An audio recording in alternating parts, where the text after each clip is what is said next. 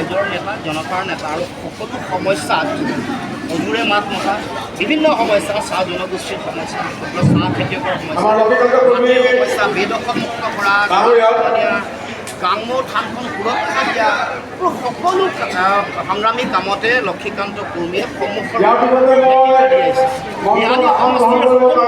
যোগ যে লক্ষীকান্ত কুৰ্মী সকলো সমস্যাৰ ৰাইজৰ মাত মাতি আহিছে। গতিকে আমি সকলোকে আহ্বান যে ধন বলৰ ৰাজনীতিৰ বিপৰীতে এইবাৰ লক্ষীকান্ত কুৰ্মীক যাতে সকলো, কাৰণ যিবোৰ সমস্যা বিহালীৰ আছে, যিবোৰ সমস্যা আছে সেইবোৰক মাত মাতিবলৈ হ'লে এগৰাকী সাহসী শক্তিশালী নেতা লাগিব, যিটো মানুহৰ মাজত এটা ধন বলৰ ৰাজনীতি বহুত দিনৰ পৰা চলি আছে, বিশেষকৈ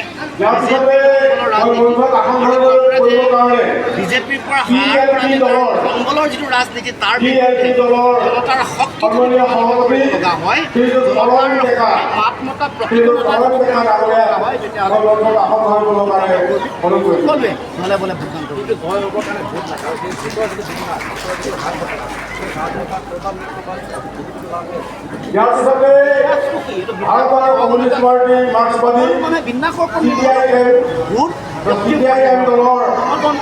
এতিয়া হিন্দু মুছলমান বা কৰিলে জনতাৰ দায়িত্ব হ'ল, সকলো মানুহৰ দায়িত্ব হ'ল, যিসকলে পঢ়া শুনা মানুহ, যিসকল জনা মানুহ, তেওঁলোকে বুজা মানে যিখন প্ৰাচীৰ ভাঙি ভোট বেংকৰ হিন্দু মুছলমানৰ ৰাজনীতিৰ প্ৰাচীৰ ভাঙি প্ৰকৃত এগৰাকী শক্তিশালী জননেতাক প্ৰেৰণ কৰিব লাগে, যাব লাগে। গতিকে মই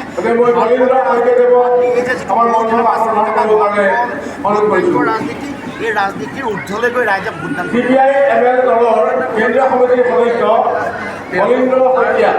পাব পাৰে চব সেইটো হৈ গ'ল। আমিতো আৰম্ভ বিৰোধী এক হৈ থাকিবলৈ আমি চেষ্টা কৰিছোঁ।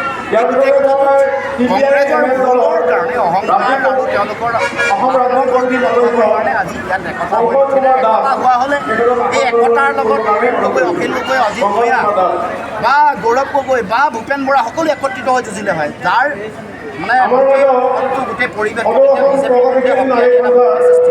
যিটো কংগ্ৰেছ দলীয় আজি বিফল হৈছে, যাৰ ফলত আজি এনেকুৱা পৰিৱেশ আহিছে। কিন্তু মই দেখিছোঁ যিহেতু হ'ব, গতিকে লক্ষীকান্ত কুৰ্মী জয় হোৱাৰ